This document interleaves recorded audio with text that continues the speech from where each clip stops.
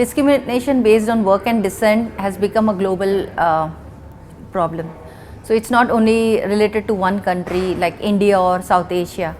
So when we had this World Conference Against Racism in 2001, we addressed the issue of inclusion of caste within the UN agenda. We have come a long way of 20 years of our work, and where we have got inclusion of discrimination based on work and descent within the UN framework.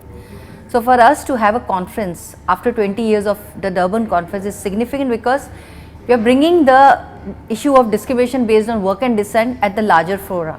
So within the caste context, India has the largest Dalit population in the world. This report which was released today is very important because it brings out the entire aspect of contemporary forms of slavery which is related to work and descent in the context of India. And I think there are hardly any studies which are being done focusing on discrimination based on work and descent.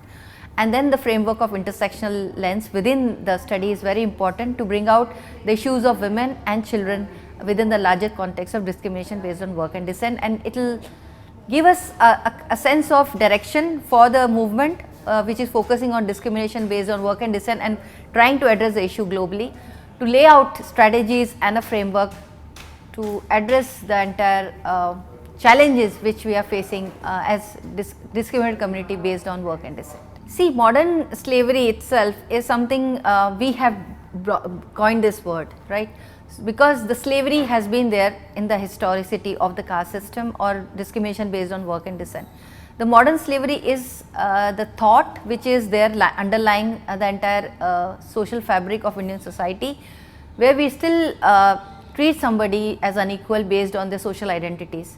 So when you have that mindset, you will tend to discriminate that person and will have that approach where you would like to keep that person within the vicious cycle of modern slavery, which includes, like, still there are problems in India when we are talking about caste and discrimination based on work and descent, like the entire issue of manual scavenging practice, where specifically women, Dalit women, are forced to do this inhuman work with bare hands.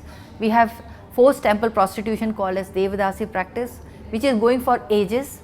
We have the large number of bonded laborers in the agriculture sector, in the unorganized sector, and I can go on, like in the brick lanes, and the migrant workers, they themselves are, that is a modern slavery, because if you don't get work and wages in your own village or in your own town, that you are forced to move out of your city or your town or your village, and that's a modern slavery, which I believe that is a modern slavery, because that creates a debt bondage, because you as a worker, in the unorganized sector, because you are not being able to attain your livelihood with dignity and self-respect, and you have to move out from that place of dwelling, it creates a slavery, because you are leaving your parents, your family, your wife and your children, and you are moving to a place where there is no security, and there is a possibility that you might go into a debt bondage, because your survival is important, and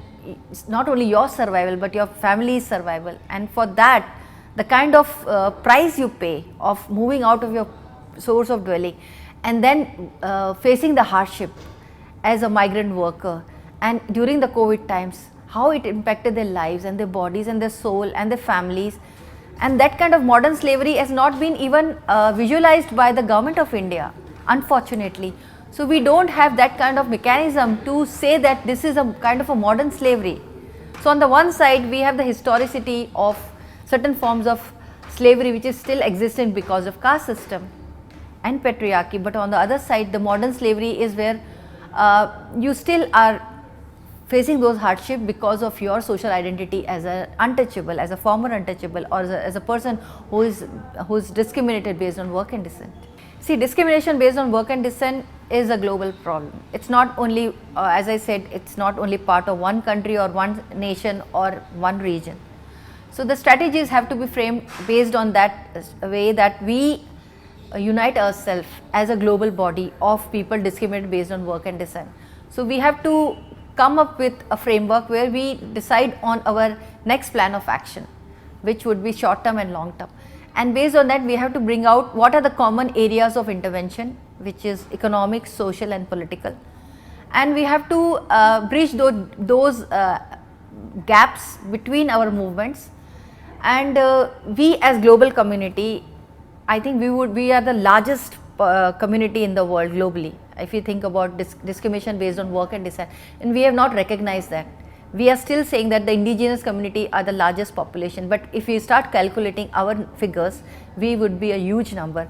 And I think that recognition of us as discrimination based on caste and descent is a framework which has to be globally accepted within the UN framework, which means we are not going to wait for next 10 years or 20 years to get inclusion of discrimination based on work and descent as a convention.